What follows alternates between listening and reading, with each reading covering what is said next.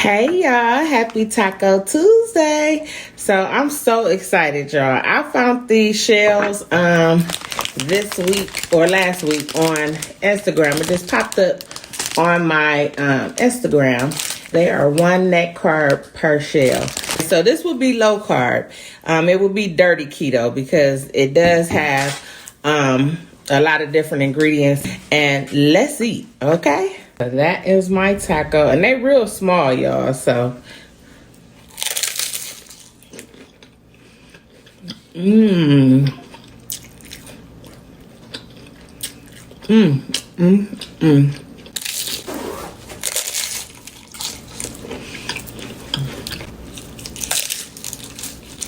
shell is really light and fluffy.